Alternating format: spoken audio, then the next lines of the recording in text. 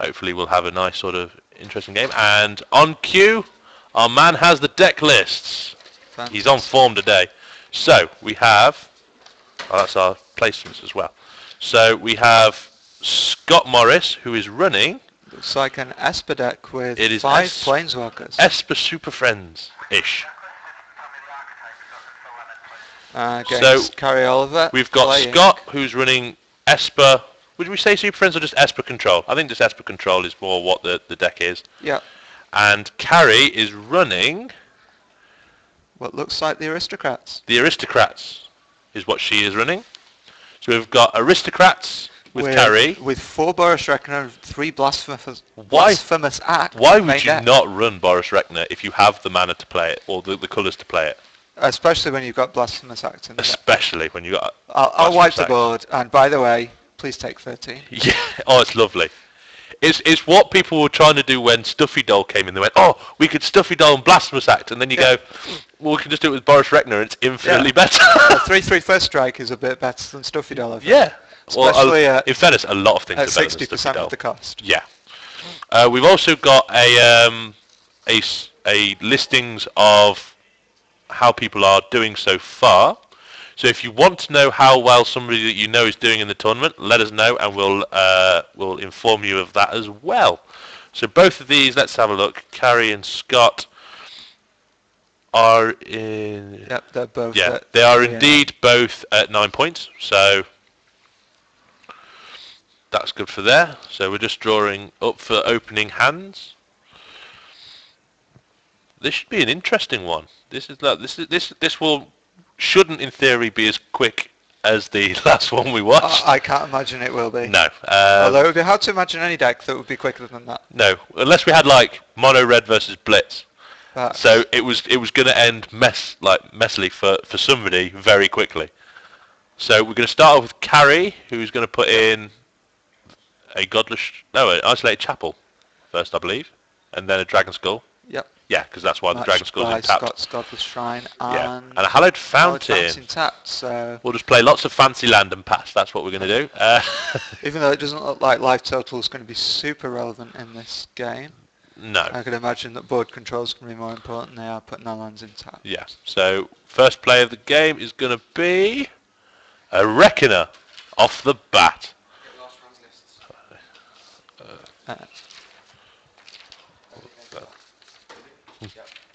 So we've got a Reckoner hit play for Carrie. Scott Morris drops a...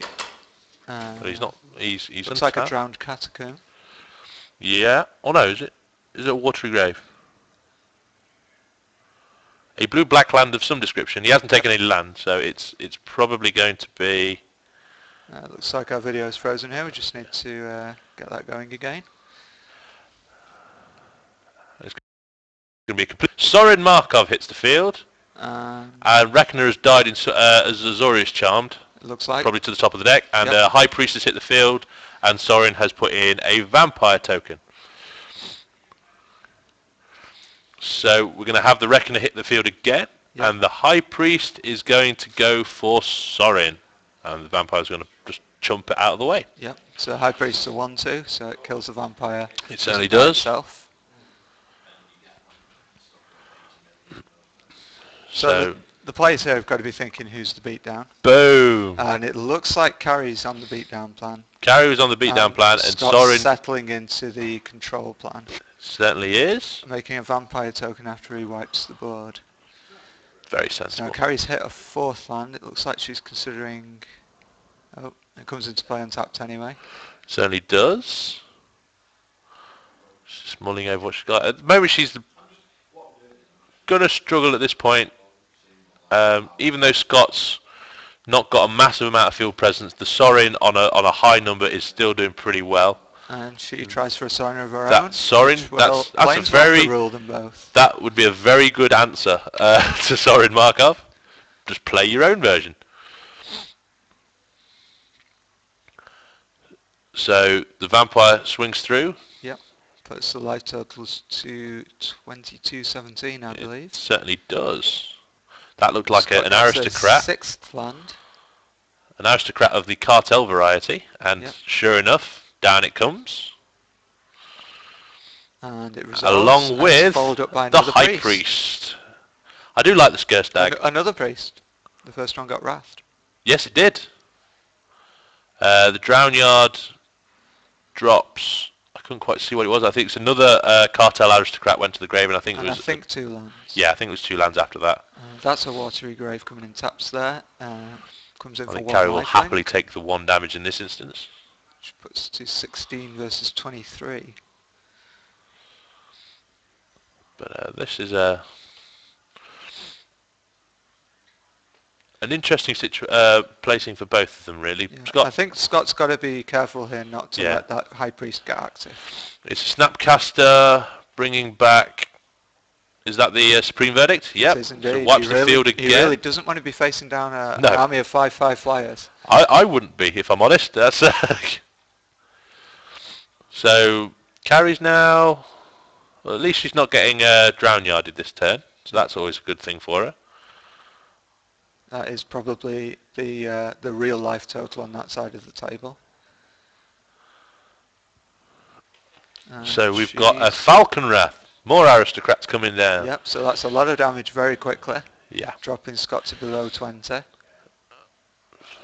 He's got 2 cards in hand? 3 cards in hand. 3 cards and now 4. So he's certainly got things to do. He plays another Drown Yard. Drown Yard, yeah. That's double Drown Yard now.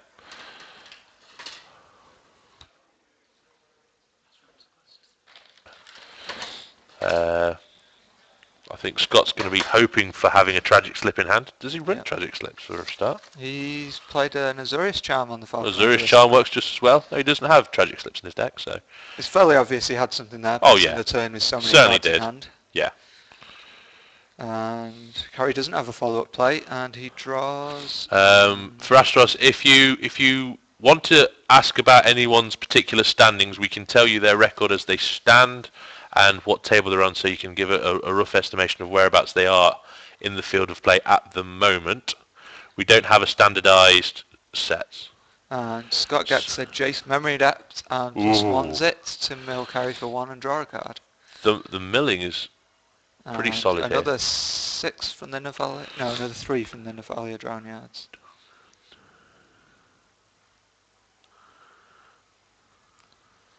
And that's a Jace for 10. Carrie still didn't have a counterplay. In attendance, we have 198 players. Which is a record for any UK tournament without a professional segment. Yes. Big numbers. We were just shy of the 200 mark. Would have been nice to get those extra 2 people. But maybe that's something for Manchester. Yeah, maybe probably Manchester that one will get. We've certainly taken the record from London, which was only set last week. It was indeed. That's a Doomed Traveller. Yeah.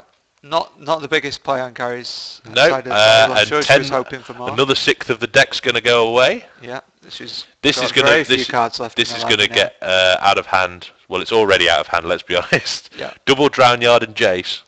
Who would have thought Mill? Eh?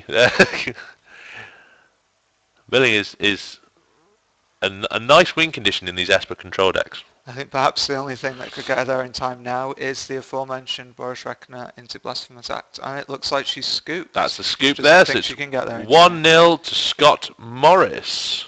Now let's have a look at the How did Scott survive the early game? He Supreme Verdict and then Snapcasted the second time to keep the board wiped, and then had Sorin to bring in tokens every time. He double Supreme Verdict in like in 2 turns. No, he did twice. He played it once, and then he Snapcasted it back into play later on when the Aristocrat was on the field with the High Priest.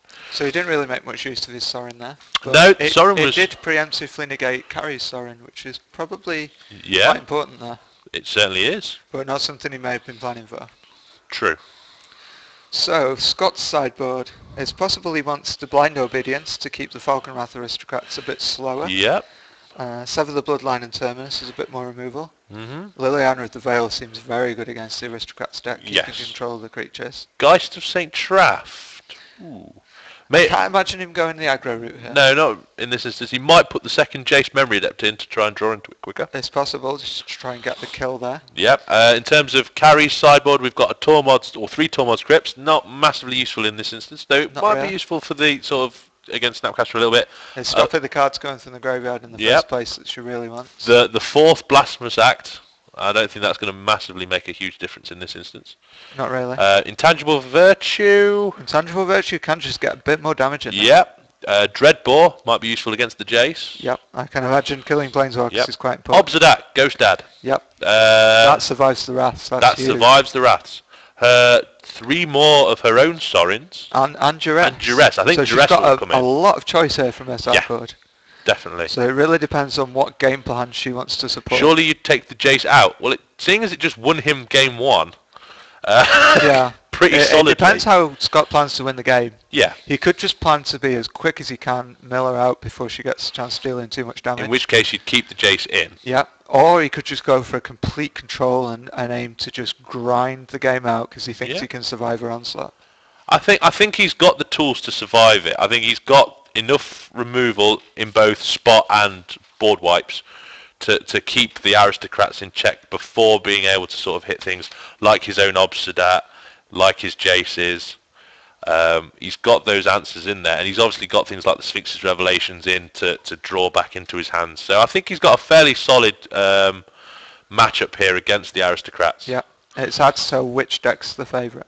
Yeah, in this instance, I think Carrie's deck can certainly put a lot of damage out. Oh, certainly. And be quite resilient. Yeah. So I wouldn't write her off just yet. Oh no, it's not a foregone conclusion by any means. I think she's got a work cut out for her to bring it back. Perhaps. She's got to win both of the next 2 games to win the match. And neither player really wants a loss, having gone 3-0 already. They've got to be setting their sights on the top 8 now. Oh, certainly do. You've got to think at this stage both of these players want to top 8. Well, everyone wants the top 8. That's kind of the objective of the game. Now it's becoming a bit more tangible when you're at 3-0. When you get to 3-0, you start getting that sort of idea of, I can do this, I can get to this point.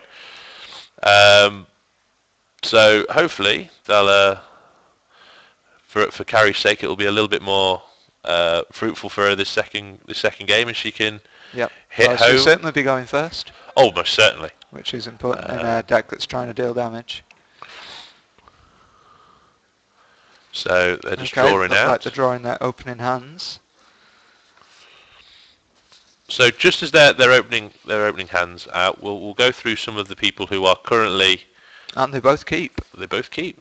So some of the people who are currently X and 0. So we've got Richard McKayley, Daniel Breakwell, Steve McAleer, Richard Fuller, Tom Bell, Daniel Starr, Lee Powell, James Lawton, Jordan Griffin, Rhys Jones, Jordan Woodward, Leonard Smith, Scott Morris and Carrie Oliver, Fabian Quinn, Jimmy Wild, Jonathan Randall, Abigail Moore, Kyle Brennan, Hamish Simpson, who we saw last round, Robert Tinsley, Luke Southwell and Paul Culver are the people who are currently 3-0 before this round finishes. So it looks like Carrie did bring in the intangible virtues. She certainly did. She's backed it up with a lingering soul, so she's currently got 4 power of flyer on the table and another 4 in the graveyard.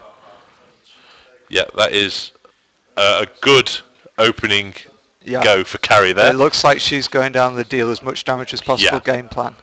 And Duress. Got a Duress. That's a nice play to have there. So whatever happens now, did Scott have the board wipe? The next thing she plays is probably not getting countered. No.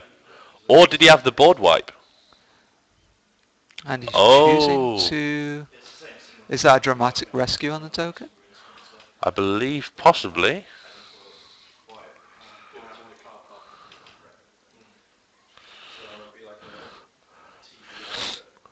Whatever it has dealt with. It is? Yeah, it's a dramatic rescue. What's he got? He's got a Resto, an Azorius Charm, a Terminus, I think that's a Supreme Verdict. A Supreme Verdict underneath it, and 2 lands. And 2 lands? Is that bottom land? I don't think so. It's a blue card. Oh no, that's a Think Twice, isn't it? It's a Think Twice, I believe.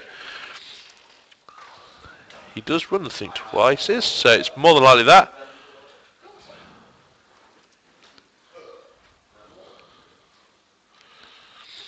Yeah, it appears to be an original, an Innistrad Think Twice. It's the Think Twice Innistrad version. So she picked the Verdict, so she no took surprises the board there, and it looks like a potential flashback of the Lingering Souls in the graveyard here. It would certainly put him on edge, but there's a Boris Charm in hand. Oh no, it's a Sacred Foundry, sorry. Yeah, she's playing it untapped. It's playing untapped, so something's coming down.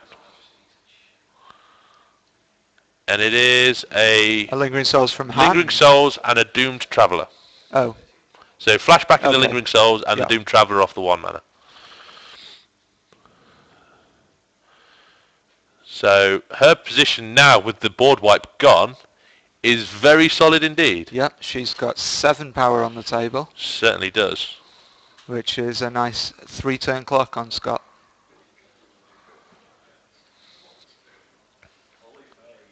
And Sorin is looking to get resolved. Yep. Now the emblem here. She's seen the Terminus.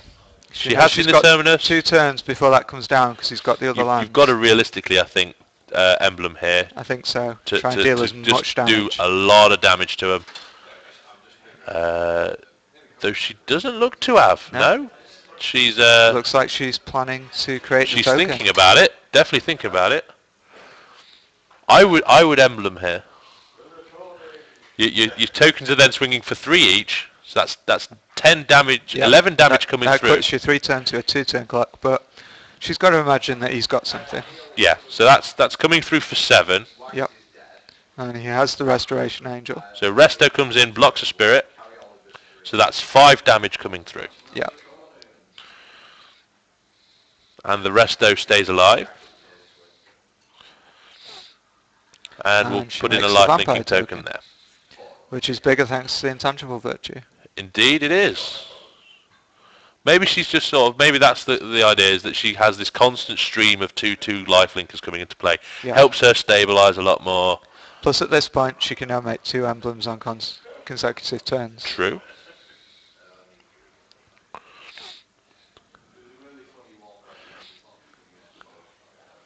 However, the tokens will still die to a Resto Angel. Yep, they'll need another boost. They need the double second virtue in hand. I'd like to think if she had it, she'd play it.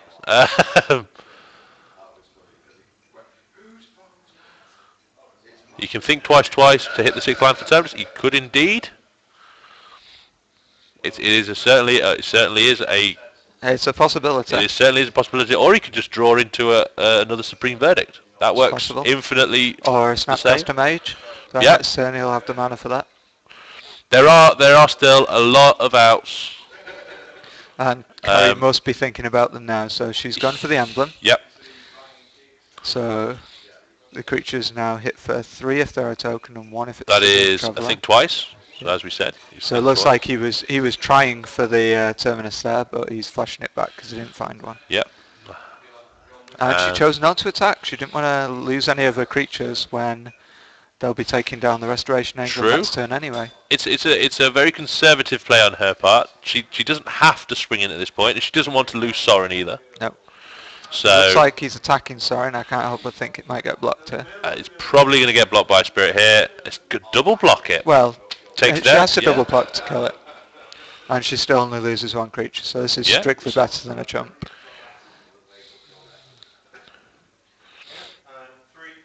Yeah, it's a sensible play on Carrie's part. She's playing conservatively. And there's the Terminus. And obviously, because the Traveller didn't die, it doesn't generate the token. Yep. But we do still have a Sorin on the field.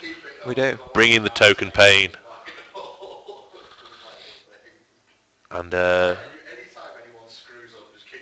she again makes a token. So it's now a 3/2 token. Yep. Along with a Falcon Wrath, hitting for 5. That's a lot of Falcon Wrath. And the fact it gets the token along with it in order to potentially sack itself to save the Aristocrat. Yep, so he's used his Terminus now. Yep. So if he draws a Wrath, that's going to be a bit useless there. Yeah, the Wrath is not really useful in this situation anymore. Why does she not attack? Because the reason why she didn't attack, Merciless Eviction. Can't help but think that this is on creatures here. You'd have to think it's creatures to deal with them. But it does deal with Falcon Wrath Aristocrat. It does. The reason why she didn't attack with everything was because if she did, Scott would be on a lot less life, but currently Carrie would have no creatures on the field. It's also possible that if she attacks with everything, he would have blocked something and then not used the terminus. Yeah. This way she puts enough pressure on that it gets the terminus out of his hand and then she can start rebuilding as soon as possible. So it looks like we've got a Cartel Aristocrat and 3 tokens on the board, which is certainly presenting lethal at the moment. Yeah, she's got lethal on the field. How much removal does Scott play? He plays Ultimate Price, Dramatic Rescue, which against tokens is removal. Devour Flesh, Tribute to Hunger, Merciless Eviction, Plain Arts Cleansing, 3 Supreme Verdicts, 3 Azorius Charms. So he's got quite a lot of removal against tokens. Yep. An awful lot of removal against tokens. He needs to draw into it. He has used a lot of it though. Yep. He either needs to have one in hand or draw into it this turn. I think she realises that's how much removal he's playing. So that's why she's playing a lot more conservatively. It's certainly possible that she's seen his deck play out in earlier rounds. Yeah. She's probably aware of it. She plays the second emblem now.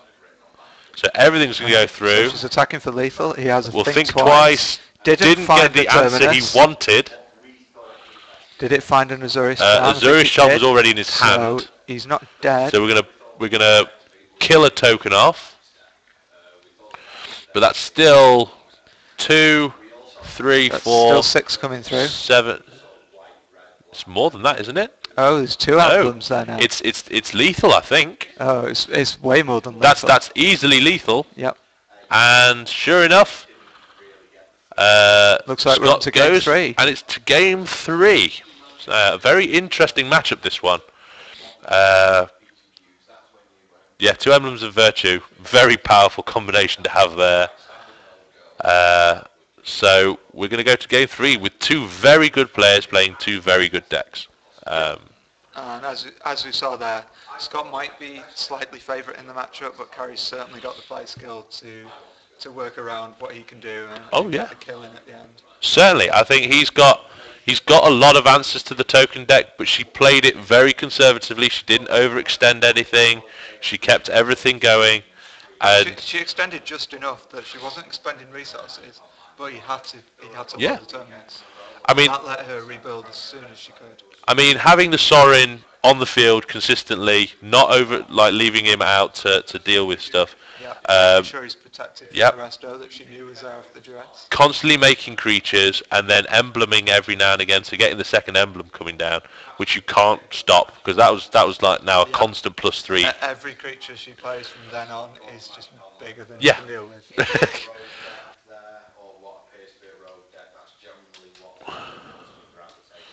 He runs both Planar Cleansing and Merciless Eviction. Yep. He runs one of each. One of each. There's a big stack of ones in the deck list here of all different removal spells. So he's got a variety. He's got a variety of removal to deal with a variety of different things. It's very much a nice toolbox of different things. Yep. So he has different answers to different decks. Nothing in particular to go and look for it with, other than a boatload of card draw. Yeah.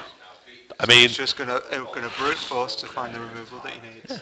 And that's how it works. If you don't need the cards extra, you put the draws in to get the cards that you're running, and those are the cards that he's got for those. We have got deck lists for him. Yes. Very nice for digging to find the card you need. Yeah. He's got a lot of dig. He's got a lot of ways of getting the cards back that he wants. It's a very solid deck. He's a little thin on some counters, which I think he deals. Yeah, I think he's more on the board control plan rather than the permission. So he's much more along the lines of, you can play that, but I'm just going to deal with it. Yeah.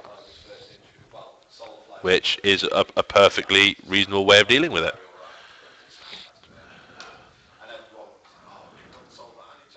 That's very true. Eviction does deal with Falcon Wrath, Aristocrat, whilst potentially dealing with Witchbane. Yeah, Planar Cleansing is great for Falcon Wrath because it sits there and goes, I'll tank it, and you now have nothing on the field to stop me because you're usually going to be tapping out for a Planar Cleansing. Merciless Eviction's it's no austere command, No. which was a very nice version of the card. Certainly. Block, but it's still a very good catch-all to anything that anybody might throw at you. Well, yeah, and it's also the fact that you can choose different things. Yeah. So you can use you it can to leave your own stuff alone and just hit what they have. Yeah. So it's really sort of useful in that regard. And they're like I say, I don't think they're in a case of one-upping each other because they're both used for different things. Yeah. Which is why it's got so many different one-off removal spells. So this is just shuffling out, ready to draw for game 3. So this is again an equally enjoyable match to watch than the last round we had, but of two very, very different decks. Yeah, and two different game plans as well. Yeah. So I can't help but think that Carrie really wants to draw the Burrow Strike and the Blasphemous Act combo. Yeah, and it looks like... try and get it off before he can stop it. Yeah. Because that 13 damage is going to put a lot of pressure on him. Oh, certainly. Really limit his future plays. Yeah. It's certainly going to have ramifications if she manages to pull off that Blasphemous Act. And she's got the duress to try and force it through as well. Yeah, she's got the ways of dealing with what he tries to do to stop. Yeah.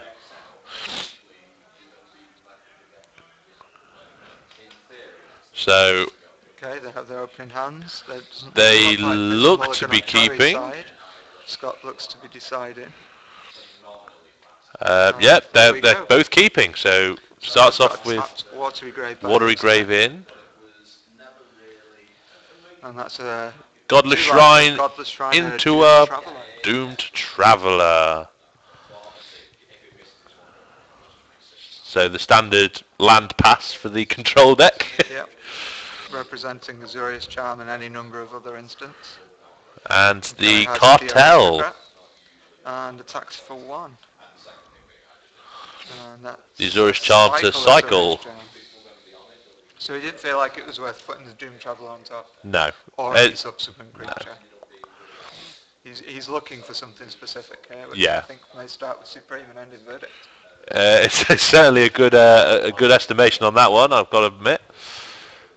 We have Duress hitting the field. Yeah, certainly one of the so we have a Resto, a Revelation, a Terminus, and an Azorius Charm. And a 4th land. Right. What do you take in this?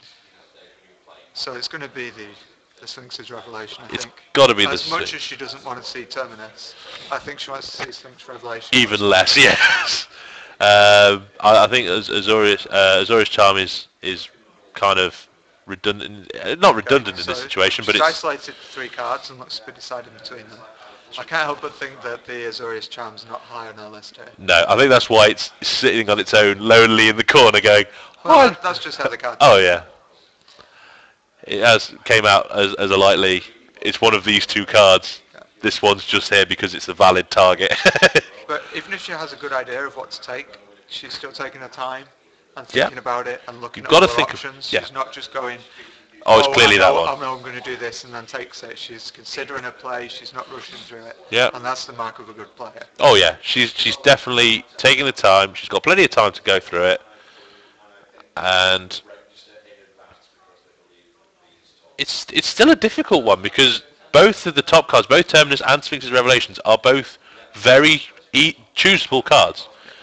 It looks like she's chosen the Sphinx Revelation. Yep. And I think that's right because Sphinx Revelation can just draw you into more Terminus. Yeah. So it's better to deal with 1 card than a potential multitude. Yeah, I think it's definitely a sort of a deal. And that looks like a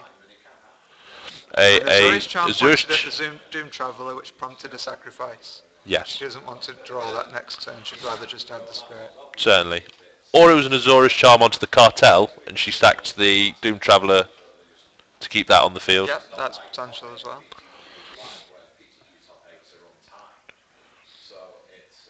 So we're going to get another land come down. It's the Cavern of Souls. That's going to be quite useful in this instance, especially when a Falkenrath Aristocrat's coming down from it. I think she may have made Vampire here. Really? I think that's... Against his open mana, I would have. Yeah. Well, unless he's drawn into it, He's not got the counter because she saw that. Everything. No tap to the Resto Angel comes in, blocks the cartel. Now does she let it go? Oh, she sacks it to the Falcon Wrath. Because it's a human. Certainly is. Extra point through. So that's 6 coming through. Yeah. So she's going for the. She's going for the hit damage. Yeah. We'll try and do as much damage before Terminus hits, and it's potentially 1 turn away. So Scott's got his 5th land, so he could have it next turn. So he's passing again. And yeah, you've got to swing him with the Falcon Wrath here. Yep. And this is going to be another Has he got another Azorius Charm here? No, it's a think twice. He's looking for one. It's not a Terminus. It's not either of them. Name Aristocrat, not Vampire. I don't think Aristocrat's not a creature type, Fisherman. It's Vampire is the one you're looking for. Okay, so he blocks with Chump blocks the Resto Angel. Which essentially trades for the Spirit Token. Yeah. So he's now in a situation where he's on 5 mana. Yeah. And if he using the Terminus is essentially a 6-cost destroyed target Aristocrat. Something that's perfectly reasonable, I think. In this instance, maybe if I was facing down this board position, I'd be happy to pay 6 for that. He's Augur of Bolas. He's augured into more than one spell because he's making a decision about it. He has.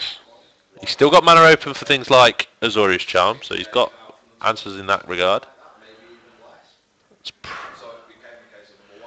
And it'd be a certainly good one to get, and he's got a dramatic rescue. Which is quite a good way of dealing with Falcon Wrath. It stops it for a turn. And if you do it after combat, then it stops it for 2 turns. And the Falcon Wrath is swinging away. Why not? And Devour Flesh hits. And she doesn't have another creature, so it looks like he's going to be not only killing the Falcon Wrath Aristocrat, but also gaining 2 life. Well, she gains the 2 life on Devour Flesh, doesn't she? I see. And we'll have a Cartel Aristocrat hit. Slightly different than the old Consuming Vapors. Yes. So Carrie gains 2 and should be on 20. There we go. And we have the Cartel Aristocrat facing down an Augur of Bolas with 2 mana open. So we're at a board stall here with Scott on half his life total. Carrie still having the full 20 and... Ghost quartering the cavern. Yep. So he wants to be able to counter any more vampires that come Yep, he doesn't want that happening again. Possibly a red source coming in here, just so she's got the mana for the Falcon Wraths if they hit. But he seems to sort of stabilised now, so he's got his 6 mana for the Terminus if he needs to. She doesn't find a land by the looks of it. She does have... She does have a second plane. She does have a second plane, unless she's got it in her hand. Or she sideboarded it out. Either way, the Ghost Quarter has become a strip mine and has killed a land. Yeah, and quite an important land at that. Yes. So he's got the Nephalia Drown Yard, and he's not taking any damage on board, so he can potentially start milling here. Certainly can. And then he's still got the Terminus and the 6 mana if he really needs to blow it at some point. Still has the Augur to block with as well. Yep. And it blocks through the Aristocrat. It does, and if she wants to force the Aristocrat too, that can't be card advantage. Yeah. And she has a High Priest. Skursdag High Priest. With the sacrifice outlet on board, so with a few more creatures, she can start to manufacture quite the threat. Certainly. The Drown Yard's going to hit a Falcon Wrath, a Lingering Souls, and I believe a Reckoner. So that is card advantage for Carrie right there. Yeah. And the sort of card advantage that goes very well with High Priest. Dramatic rescuing his own Bolas. He really wants to dig. So he's going to dig again.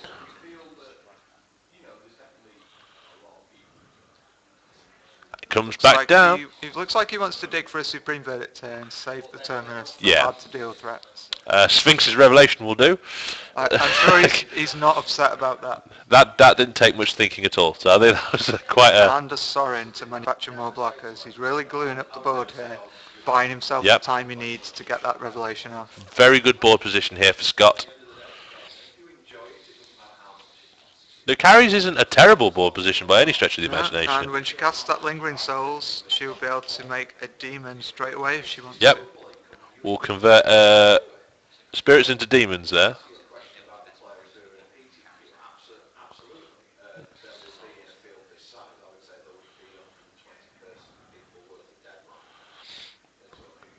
So she's going to flash back the Lingering Souls.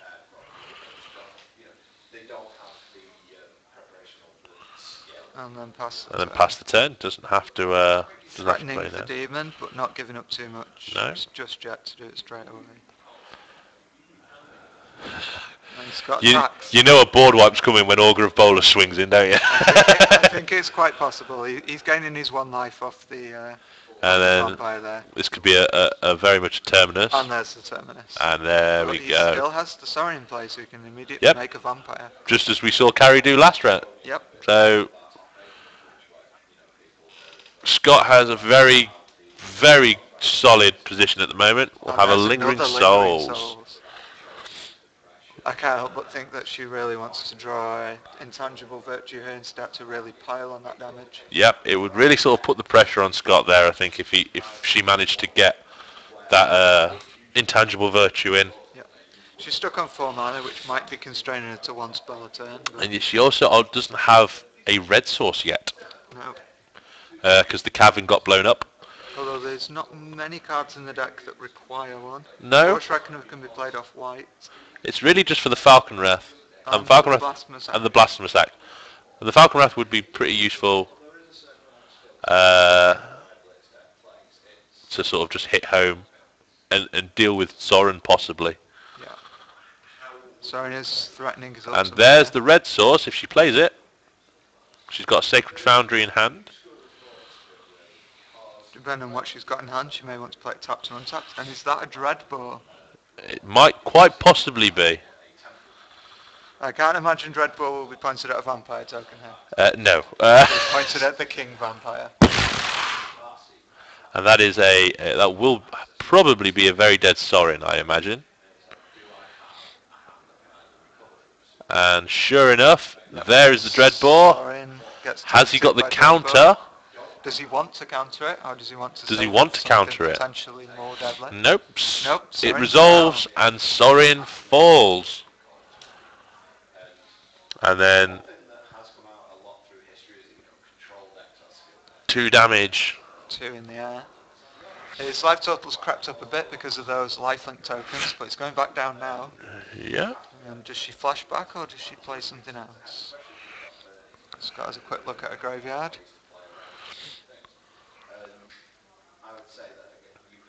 And she's thinking about playing something. She's going to flash it back, I think. Yep, we're going to have 2 more spirits hit the field. Probably going to block some vampires. Perhaps. They probably do better to prevent the lifelink rather than to deal the damage themselves. But Scott's just got a Revelation for 3 off. Yep. Drawing 3 and going up to 16. So their lives are about even now. Probably swing the other way by the time Scott's finished attacking this turn. Yep. Carrie's got the Joshua to Leighton and Owen Turnwall tokens there, based off of Brainstorm and Mox Sapphire. Yes. And we have an Architect. Yeah. So it looks like he's +1ing it here. So completely removing any power that she attacks with next turn. Yeah. But she trades the vampire tokens away, so he gains the 2 life. Yep. So he's up to 18. But the spirits are going to just sit there and... A bit of an odd play for Scott there, because he wasn't taking any damage next turn. No. But he seems to really want that 2 life, enough to throw away his vampire tokens for. And of course, she could attack for 2, and he could forget. And sure enough, we've got a 4 mana. This smells like an aristocrat. It certainly does. Yeah. This might be, well, all at Jace. So she's going for the kill, but it looks like he's remembered. She didn't. Well, she may have done. There's no reason not to try. There's no reason not to try. If he forgets, it's his own fault. So. Can't hurt him for trying, and I very much doubt he's got anything with haste. He doesn't, so it's Although right there, he's probably thinking, I He's really now going to want that fish Jace. that Jace. Oh! And revealing Well, plain 2 plain board wipes and and a land. And she puts the land with the more expensive and then reconsiders. This is stabbed or bottled. Which would you prefer? Well, she definitely wants him to take the supreme verdict because Yeah. Falcon Wrath Aristocrat is immune from that, which he does. Well, the Falcon Wrath was immune to both, wasn't it? In theory, because it's destroy. Oh, planar cleansing is destroyed. Planar cleansing destroys both, so the Falcon Wrath was immune to both. And sure enough, the supreme verdict comes down. He's clearing up 2 tokens. We'll make the aristocrat indestructible, as was expected, and we will have a tribute. He gains the life from that one. That's the difference. It's 1 mana more, you see. That's where it comes from. And he gains 1 life. Yeah, so he should be on 19. So we have the Cartel and a Doom Traveller. She just keeps pulling these answers out, doesn't she? She keeps getting a good sort of stuff on the field. I think she possibly still has 1 more Lingering Souls in play. I don't think he gained the life from the tribute, but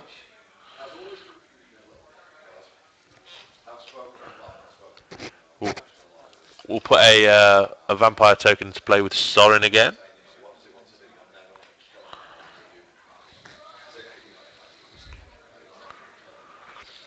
And Terminus with a bolus, so he's got his Terminus back into hand. Yep, facing down only 3 power, so he may not blow it yet, especially when he's got blockers. Yeah.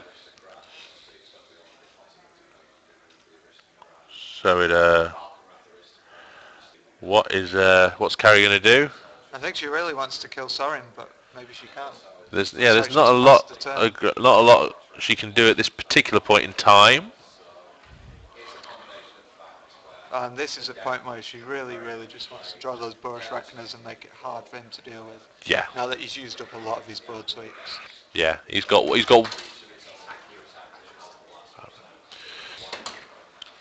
looks like she sacked the aristocrat to itself, and that's why Scott didn't gain the 1 life. Makes sense.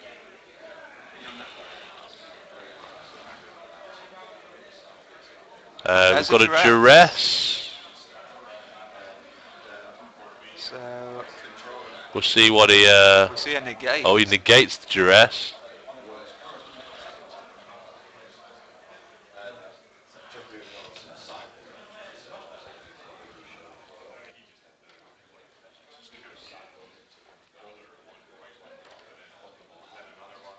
And that's an emblem for Scott. He's going on the offensive. Yeah, well, you have to at some point, realistically. He needs to finish the game in some capacity. So he's not got the board state locked up, but he feels as though he's in a good enough position. Yeah. Especially because he'll be gaining 4 off this attack. Yeah, so he's got the 2/1 life linkers now. Or he may not gain anything. Yep, it looks like she's sacking, giving it protection from black, so no life gain. No, so no life gain. She takes 2. She takes the 2 from the powered up Augur. Yep. Augur aggro is the way forward. 2/3 is a lot more of an offensive machine than a 1/3. Certainly is.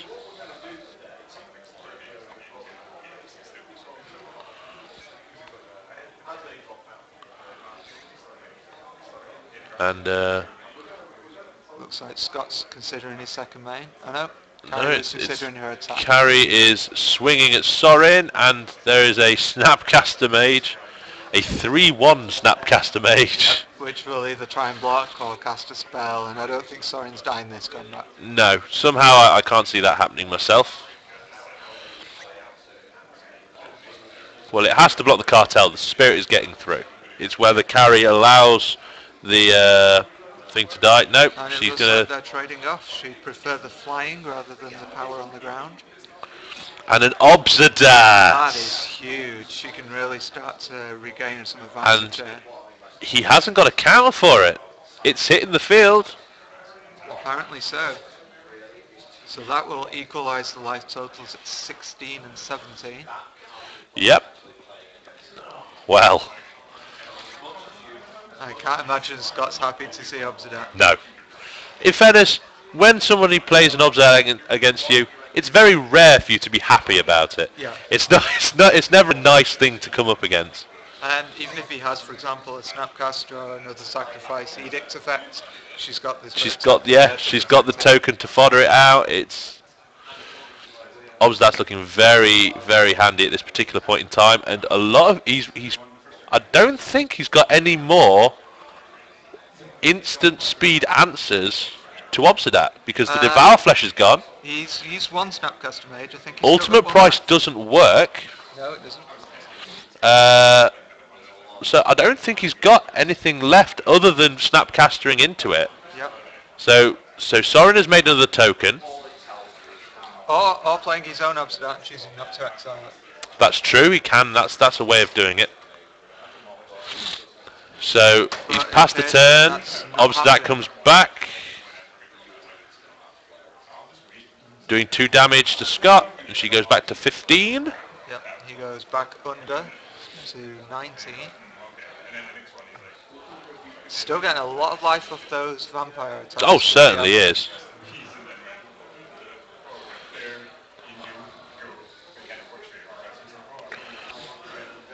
I can't see Obsidat attacking for fear of an Azorius charm, or at least not. Perhaps, maybe. Though in theory, we've seen quite a lot of Azorius charms go past her already. Yeah, she's counting them already. Yep. So she's had the same thought we've had. What are the odds of him having a Snapcaster in his hand? One's already died. So he's only got one left, but she doesn't know that. Nope. Considering just attacking with the there is the Snapcaster. Targeting Azorius Charm, I imagine. So, Carrie probably doesn't know this, but good news for her is that any further Obsidats are going to be quite unmolested. Certainly. No, he's got the Restoration Angel on Augur. Resto bounces the Augur back. Now this is going to hurt because he's got the negate. She's got a counter. He is tapped out, so she can resolve whatever she wants in the second main. That was the aim. I think that was end phasing. This could be a second Sorin emblem and a hell of a lot of damage. Yeah. Because that would be 3, 8, 11, 13, 40, 50. That's game, I think. I think that's lethal. It looks like that's lethal. Getting +2 for each of them. She's had a lot of cards in her hand on game, but none of them are removable. That's not it. So 2-1 to Scott Murray. Scott with Esper control takes out the Aristocrats. A very well played game by both players, I think. There, they both played very solid games. They both knew what was important, and they played to their strengths. So Scott advances. So Scott goes to 4-0, and Carrie goes to 3-1.